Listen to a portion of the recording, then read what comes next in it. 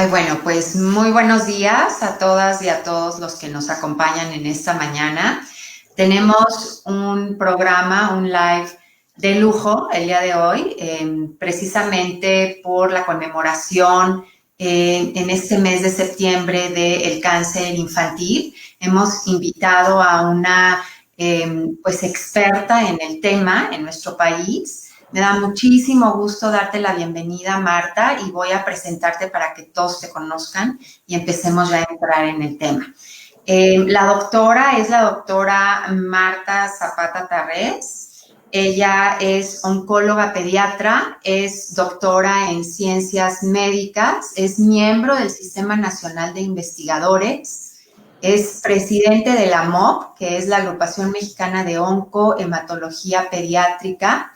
Obviamente es autora de múltiples artículos científicos relacionados a la atención del niño y el adolescente con cáncer y nos acompaña en esta mañana para aprovechar muchísimo esta media hora y hablar del tema de cáncer y niños, ¿no? ¿Qué está pasando en México? Y a lo mejor empezamos por ahí, Marta. Muchísimas gracias. Claro que sí, Miriana. Pues antes que nada agradecerles a ustedes, a ti en lo particular la invitación y a la fundación en la cual tú trabajas, de la cual pues yo también he estado en contacto hace muchos años y valoro muchísimo el trabajo que hacen.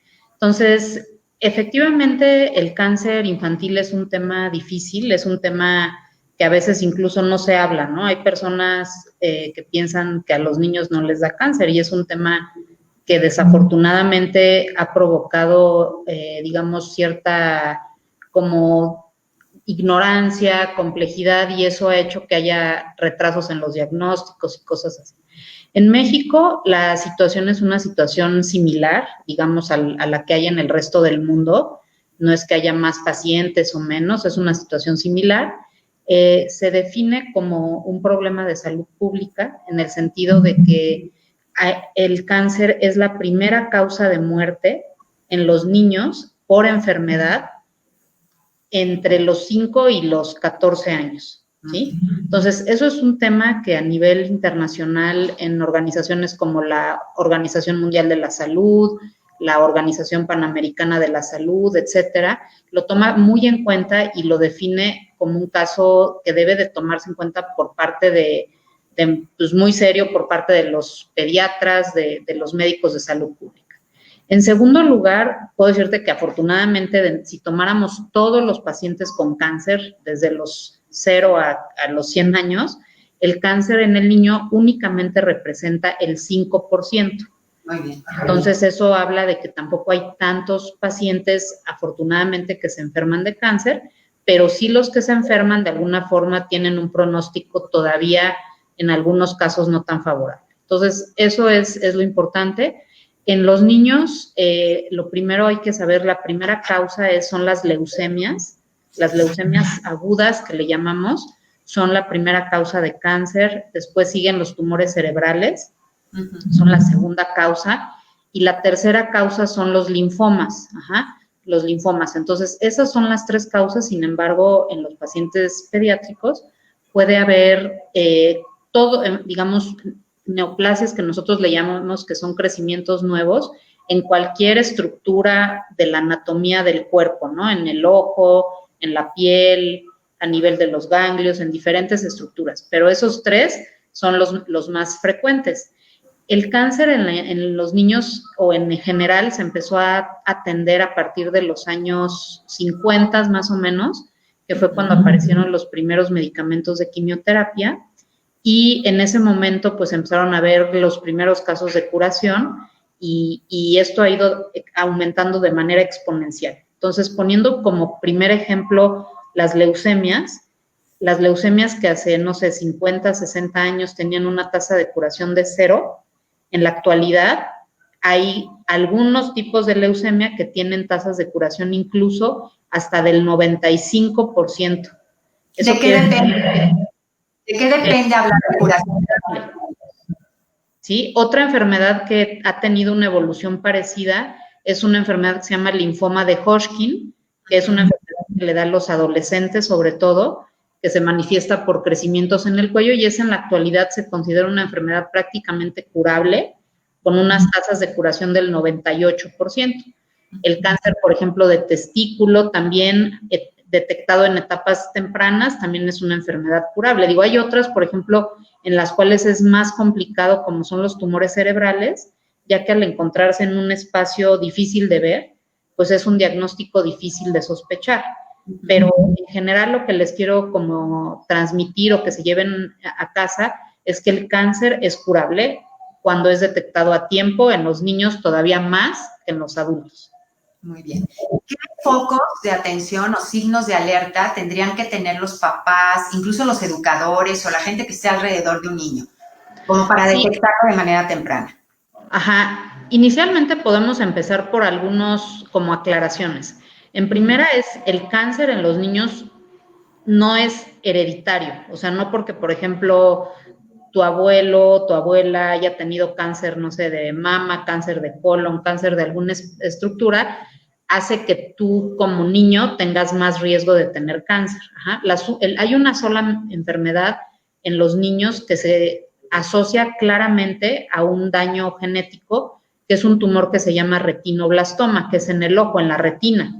Entonces, ese sí, si hay alguien que tuviera, por ejemplo, retinoblastoma y se cura, su hijo, su nieto puede tener muchísimo más riesgo que la población general. ¿Qué otros factores nos tenemos que estar como alertas y que pudieran ser como un dato de alarma para estar como más atento a que ese niño pueda estar como con más riesgo que los demás? Una enfermedad importante es el síndrome de Down, ¿sí? Los niños con síndrome de Down, aparte de las malformaciones que a veces pueden llegar a tener en el corazón, en algunas estructuras en su carita y demás, tienen una inmunodeficiencia que se llama, o sea, tienen las defensas más bajas y tienen ciertas alteraciones genéticas que favorecen que tengan sobre todo leucemias. Ajá. El niño con síndrome de Down va a tener 20 veces de riesgo más de tener leucemia que un niño que no tiene síndrome de Down, y en algunos casos se refiere que, por ejemplo, puede tener hasta 500 veces más riesgo de tener una leucemia que se llama M7, que es una leucemia que deriva de las células de las plaquetas. Entonces, eso es un foco. Por ejemplo, una mamá, un papá que tengan un niñito con síndrome de Down, un pediatra, pues si el niño tiene fiebre, está pálido, tiene a lo mejor moretones, pues es más probable que tenga esta enfermedad a que tenga otras cosas. ¿Qué otras enfermedades pueden predisponer? Las inmunodeficiencias, ¿sí? O sea, niños que tienen defensas bajas, ya sea de manera natural porque nacieron con ese defecto, o también niños que tienen alguna otra enfermedad y que, digamos, por el uso de medicamentos, por ejemplo, niños que han sido trasplantados de riñón o que tienen algunas enfermedades como artritis o cosas así, que les dan medicamentos para disminuir las defensas, también tienen un poco más de riesgo que la población general. Entonces, eso serían como algo importante de tener en cuenta. ¿Qué factores o qué datos clínicos? Desafortunadamente, el cáncer en general, pues no tiene como tal un signo que tú digas, oye, si te sale esto en tal lugar, cuidado, ¿no? O sea, ojalá fuera así. El problema muchas veces es que son síntomas que simulan otras enfermedades. Y, por ejemplo, me refiero a la fiebre, ¿no? O sea, ¿cuántos de nosotros no hemos tenido fiebre? Y los niños chiquitos, pues más, ¿no? O sea, son niños que todavía tienen mucho mayor riesgo.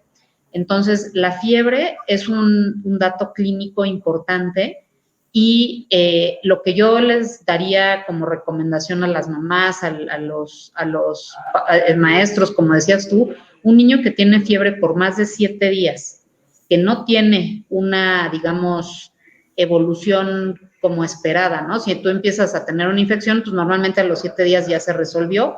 Es muy importante ir al médico y pues incluso en algún momento hacerse algún estudio de sangre o alguna cosa para ver qué pasa. Otro síntoma importante es en relación a la leucemia, que es el caso más frecuente, son los moretones, ¿sí? Los niños generalmente pues todos juegan mucho, juegan fútbol, cosas así, y tienen moretones, pero en lugares donde se pegan, ¿no? O sea, en las piernas o a lo mejor en un brazo o cosas así. Pero cuando en un niñito empezamos a ver moretones, por ejemplo, en la panza o en una parte del cuerpo, en la espalda, cosas que son poco probables que hayan sido por un golpe, también es importante acudir con su pediatra.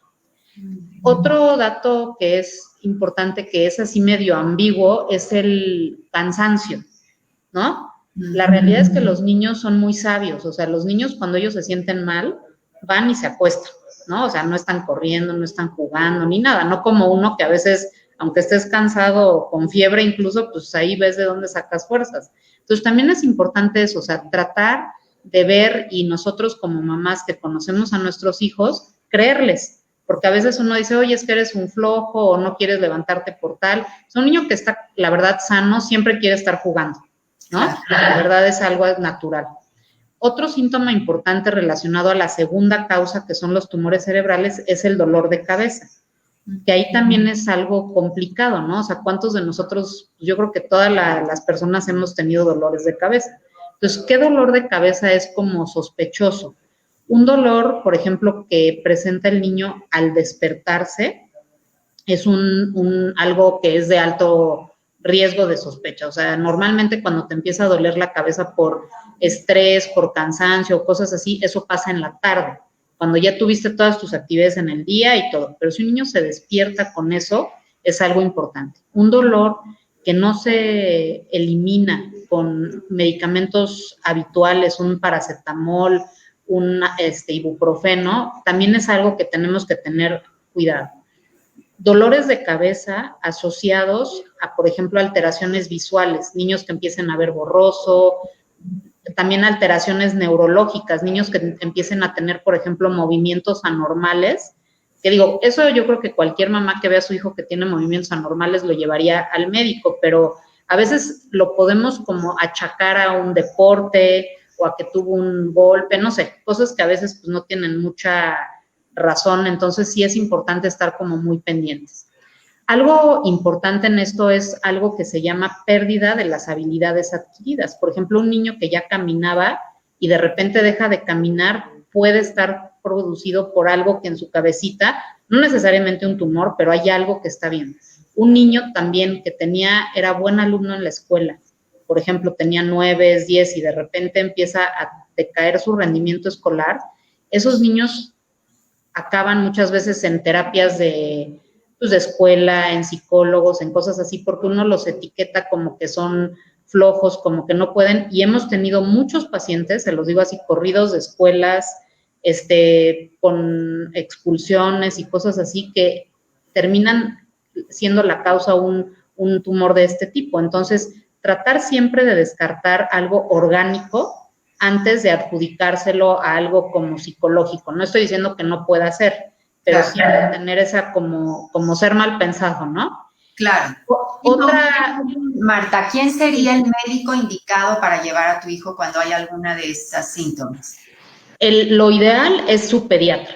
Muy bien. O sea, el pediatra que conoce a ese niño desde que nació o el que lo conoce más tiempo va a tener toda la formación y toda la capacitación para poder mandar a hacer estudios, para poder sobre todo explorarlo, ¿sí? Eso es algo importante antes de seguir con otros 2 síntomas que quería decir rápido, no, en pediatría no hay algún estudio como para detectar el cáncer antes, como en las mujeres adultas, por ejemplo, la mastografía o el Papá Nicolau.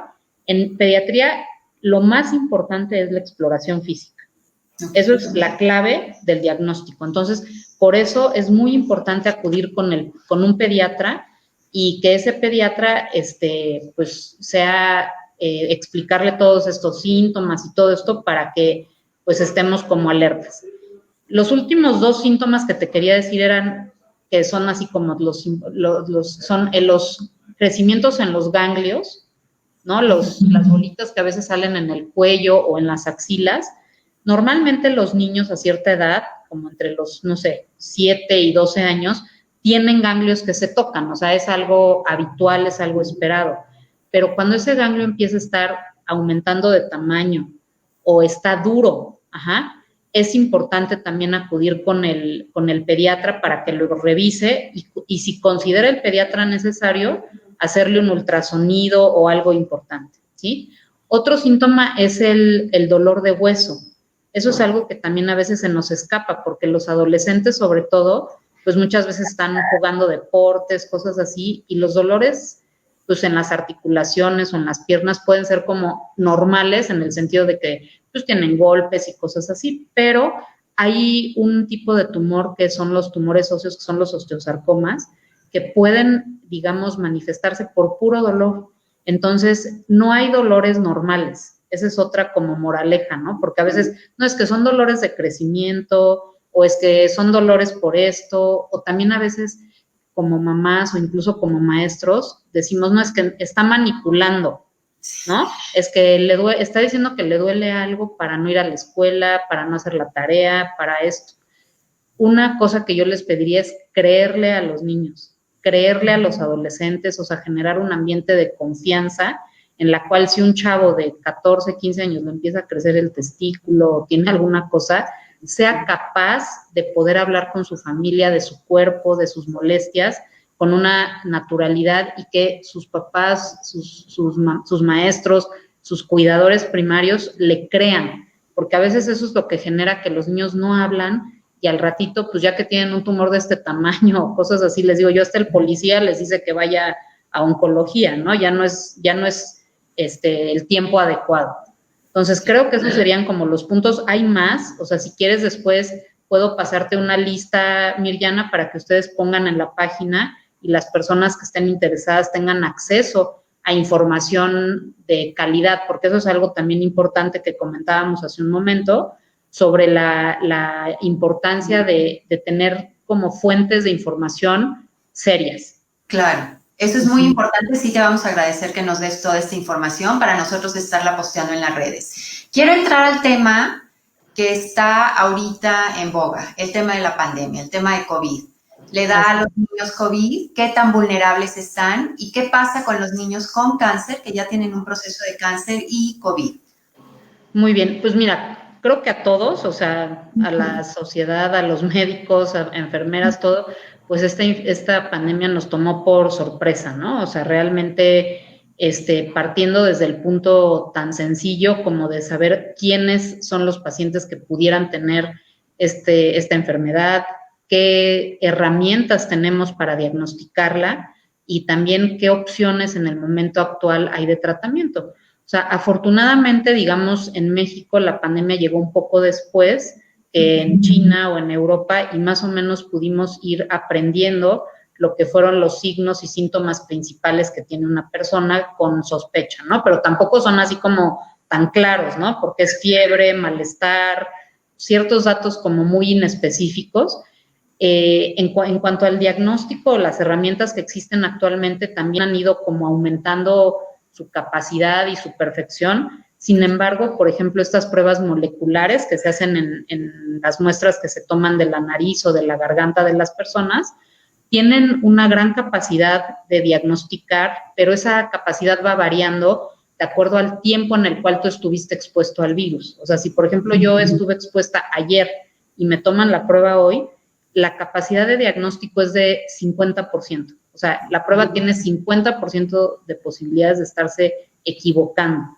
Entonces, eso es algo que ha hecho también que no sea tan evidente hacer los diagnósticos. A medida que pasan los días, cuando es el séptimo, octavo día del contacto con el virus, esa capacidad sube hasta un 80-90%, sin embargo, tampoco es perfecta.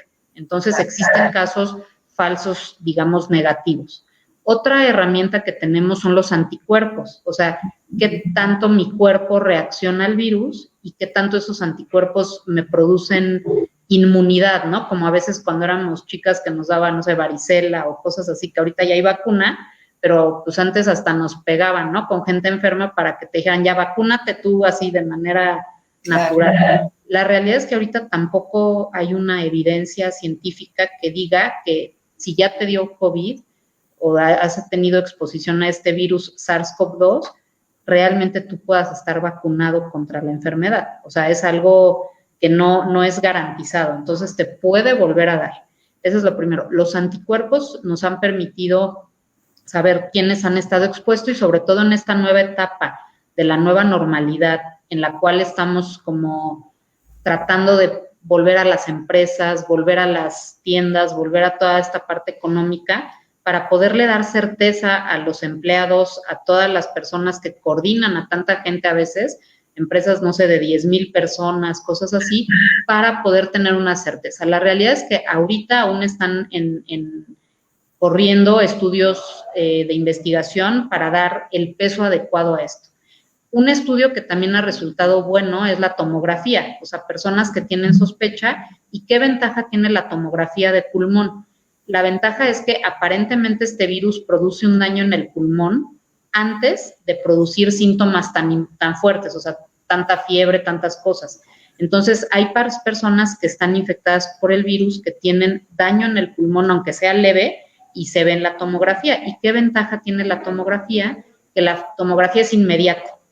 Entonces, es un estudio que se ha usado, por ejemplo, en personas que les ha dado, no sé, apendicitis y que les hacen la tomografía para poder entrar a quirófano, ¿no? Porque a lo mejor la otra prueba pues tarda unas horas o días incluso, ¿no? Entonces, esas serían como en resumen las estrategias de diagnóstico y el tratamiento, desafortunadamente, actualmente o sea, los tratamientos que hay son sobre todo para evitar el daño pulmonar, que es lo que finalmente daña a las personas y mata a las personas, y entre ellos están, por ejemplo, la dexametasona, ¿no?, que se ha usado. En realidad no es un tratamiento contra la infección por SARS-CoV-2, es más bien un tratamiento para evitar la inflamación que produce esta infección y evitar el daño pulmonar. Entonces, esas serían las partes, digamos, en general. A los niños con cáncer, bueno, a los niños en general, para empezar, afortunadamente esta enfermedad no los ha afectado tanto.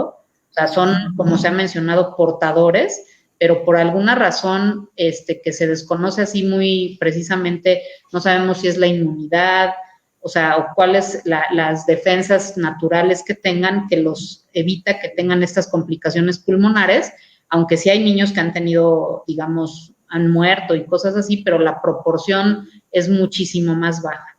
Y en los niños con cáncer eso se ha respetado, o sea, la proporción de pacientes que se han enfermado por esta infección es muy parecida a la de los niños sanos. O sea, no es que les haya dado más. ¿Eso por qué puede ser? O sea, una es porque los niños con cáncer, pues que reciben tratamiento, siempre han estado con los cuidados que todos estamos teniendo ahorita, ¿no? O sea, siempre se han puesto cubrebocas, siempre se han estado lavando las manos, siempre sus familiares o sus cuidadores los cuidan mucho de no estarse pudiendo infectar y todo esto. Entonces, eso creo yo que ha frenado muchísimo el contacto con el virus y ha permitido afortunadamente que en los hospitales a nivel internacional, así como en México, no hayan tenido retrasos en la aplicación de sus tratamientos y cosas así. Y pues afortunadamente eso no ha sido una cosa que haya impactado negativamente. Muy bien. Las pruebas, tanto moleculares como de anticuerpos, ¿están indicadas también en niños? ¿La dexametasona, el tipo de tratamiento, también está indicado en niños o ellos tienen un manejo diferente? No, en los niños es la misma conducta. O sea, realmente a lo mejor el tratamiento, pues prácticamente no, o sea, pueden estar como en sus casas en vigilancia, aislados, pero el tratamiento o la prevención del daño pulmonar es igual, o por lo menos hasta ahorita, muy parecida a la que se hace en pacientes ya más viejos. Ok, muy bien. Pero entonces más bien se les trata en casa, no tanto en hospitales. ¿Hay reconversión de hospitales del sector salud pediátricos con COVID?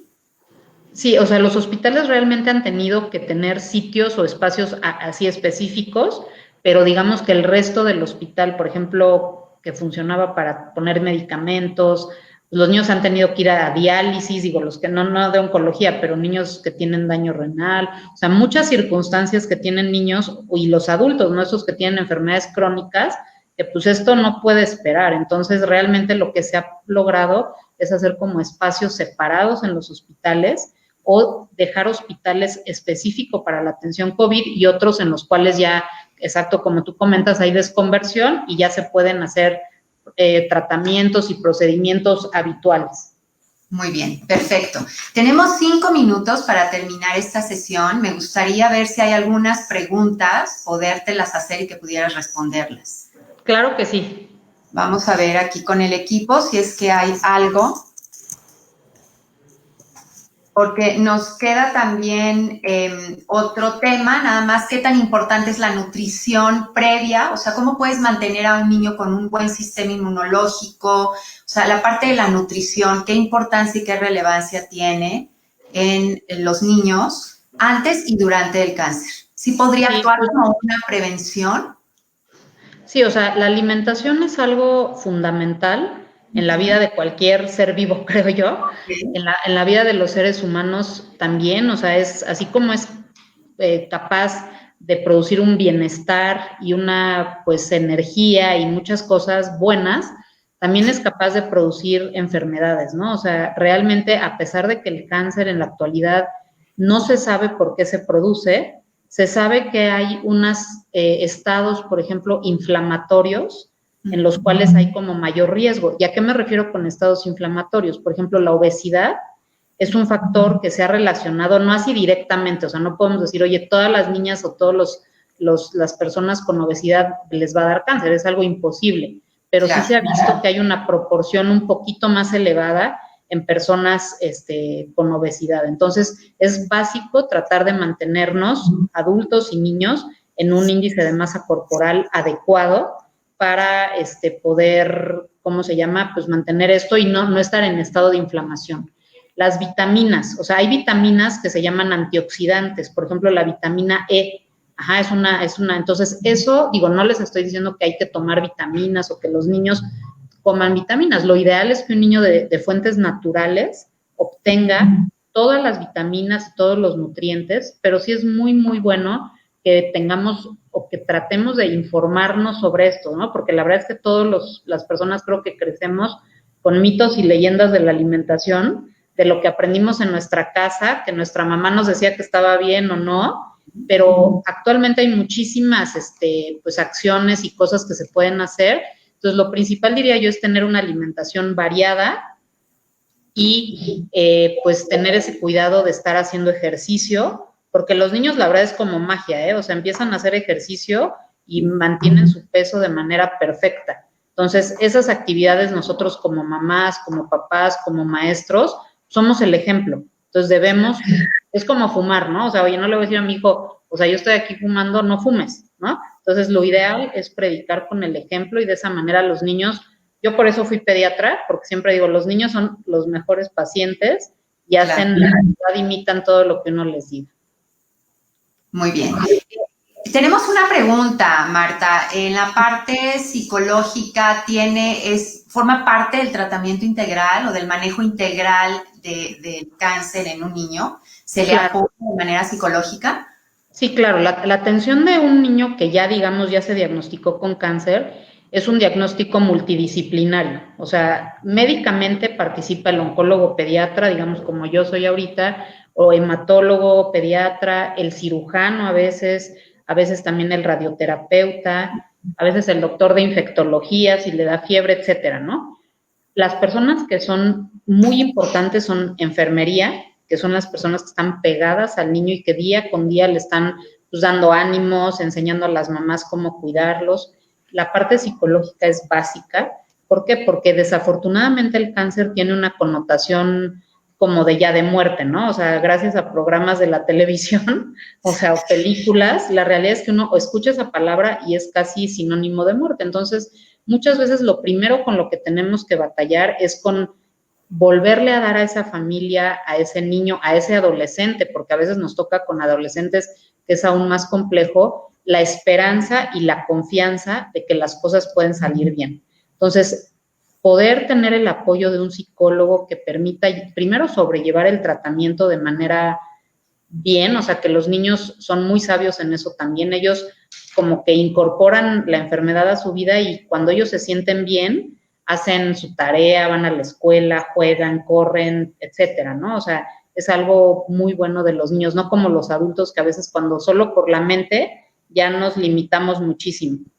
También los psicólogos son importantes una vez que el niño se cura, porque nosotros lo que queremos como pediatras o como oncólogos pediatras es que el niño vuelva a su vida que iba a tener como si no se hubiera enfermado. O sea, no que vaya a ser Superman o astronauta ni nada, porque a veces también a esos niños se les como que se les etiqueta como guerreros, superhéroes, cosas así, que a veces es difícil para ellos manejar eso, ¿no? Porque ellos pues, finalmente son niños normales que les da flojera hacer la tarea, que a lo mejor un día no quieren hacer algo, y eso también es parte importante del seguimiento de los niños. Pero claro que es un tratamiento multidisciplinario, también tenemos el apoyo de los nutriólogos, también trabajador social, o sea, es un equipo enorme para que todo salga bien. Y supongo que también se tiene que atender a la familia, ¿no? Si es que hay otros Sí, hermanos, claro. de mamá y papá. Nos hacen a los hermanos, como dices, claro, sí, también. Claro, es importante no dejarlos. Nos hacen una pregunta, no entiendo muy bien, pero a lo mejor tú nos ayudas aquí. ¿Existen parámetros en estudios clínicos para interpretar los resultados? Sí, me imagino que la pregunta es si hay algún estudio en el cual, no sé, un valor que salga alto o bajo es como ya mayor riesgo. La realidad, como les decía hace un ratito, o sea, no hay ningún estudio que sea diagnóstico de cáncer. O sea, la única manera de hacer diagnóstico de cáncer es a través de una biopsia. O sea, tomar el tejido y verlo en el microscopio, eso es lo ideal. Estudios que nos ayuden a sospechar o a confirmar, existen muchos, pero siempre deben de ir precedidos de la exploración física. O sea, yo no puedo como mamá o papá llevar a mi hijo al laboratorio a tomarle muestras para ver si está enfermo o no. O sea, la realidad es que es así. Muy bien. ¿Sale? Entonces no hay como tal un estudio. Perfecto. Marta, vamos a cerrar. Recapitulando, nos quedamos con puntos muy importantes que acabas de comentar. Quitarnos ese chip de que el cáncer es muerte, ¿no? Incluso hay investigación en el cáncer en niños. No hay un estudio. La importancia de tener este diagnóstico por parte del pediatra es muy importante, porque el pediatra viene viendo el desarrollo del niño, ¿no? A lo largo de su vida, ¿no? Sí. Ser como padres y como educadores ejemplos, en ese sentido, en términos de nutrición, de ejercicio, ¿no? De los niños. Así es. ¿No? Y qué bueno que nos comentas también ahora, incluimos el tema de COVID y saber que los niños tienen como pues esta ventaja de no ser tan sintomáticos, de tenerla como menos la estadística en términos de enfermarse de COVID y que las pruebas que hay allá afuera y los tratamientos están también indicados en ellos. Marta, no sé si quieras cerrar con algo. Pues nada más, primo, agradecerte la invitación, dejar las puertas abiertas. Creo que hay muchísimos temas que podemos hablar que son importantes para la sociedad en general.